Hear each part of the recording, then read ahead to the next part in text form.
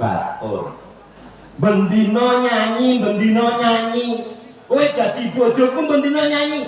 Nganti mbokku ki takon lho. Takon piye? Kowe dhisik iki golek bojo apa golek Elsi? Oh, mbokku ki takon. Ya rantang. Kamu bendino kok nyanyi. Gaweane dhewe ngerti dhewe. Bebojoan awake dhewe wis 70 tahun. Iso 70 tahun gak. Lho, tak durunge lair ki dijodokke karo kowe. Ngene lho. Ora dong lho. Lah kok yo lan jodoke kok malah sing kaya kuwi lho. Ngene lho Bune. Awake dhewe ngene ngibur kanca-kanca kabeh. Kanca ning kene. Aduh bojoan. Aku kurang ki dadi wong lanang paling sabar. Aku bendino blonjo kowe kan dienggo urip mangan 20.000. Yo nek blonjo kok 20.000, mbok yo dipikir. Hah, 20.000 niku untuk napa, Bu? Nek wajibe wong lanang iku blonjo nggih Pak nggih. Itu wong lanang. Modal ora. Nek dene 20.000 ki yo oleh. Lho, sing penting kan dhuwit. Kowe jaman dhisik tak blonjo 20.000, iso tuku gula, teh, sabun, endhog, dhisik 20.000 lho Bune. Saiki 20.000 kok mek oleh opo? Saiki ki ra ngono kuwi. Nek mbiyen ki 20.000 lah gula, iso oleh gas. Heeh. Iku iso oleh kabeh oleh lengo. Saiki ki oke CCTV paling. Kok kowe dhisik nyolong to?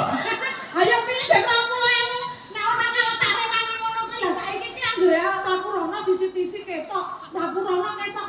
Ayo wis 20.000 ya mek oleh kopi, rok. Sesuk kene blonjo, tak delok sik ana CCTV ora. Nek ana kok tutup nganggo tas kresek.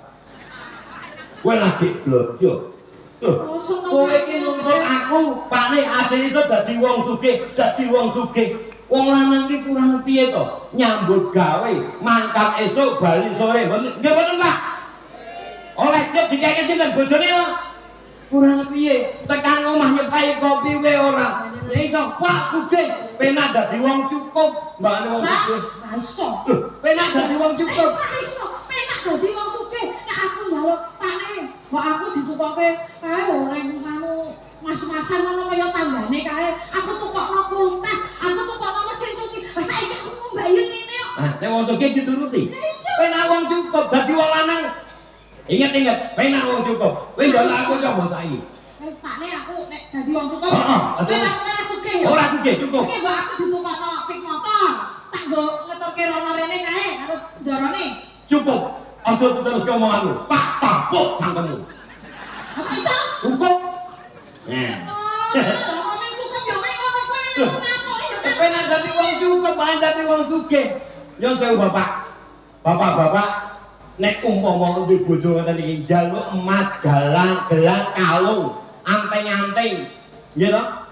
Mang meneng mawon. Kok iso? Mbok usah ngomong. Kok iso? Loh, ingat pepatah, Bu. Diam adalah emas. Heh, Ya aku njaluk emas. menang. Kok cukup menang kan? Loh, diam adalah emas. Lah sing tak jupuk apa aneh? Loh, ingat pepatah. Ngono lho. Kowe dhisik ngepek aku, ngerti dhewe to. Nyuwun sewu kula mboten sombong Bapak Ibu wonten pengasih, nggih to. Niki riyen niku bapakne niku dep kolektor. Bapakne bojo kula niki dep kolektor, ibumu kan nasabah. Riyen niku bapak ibu niki mboten jatuh cinta, di bojo niku ning jatuh tempo dhisik ya. Ora usah ngelek-elek ngono kuwi. Loh, aku ki ora ngelek-elek kok. Piye wae ki aku kira ya wis mendampingimu beberapa tahun to, Pak. Loh, ane wong lanang kok sia-sia. Kowe apa mone? Aku paling sabar. Wong wedok iki ngerti dhewe, wong lanang iki paling mumet.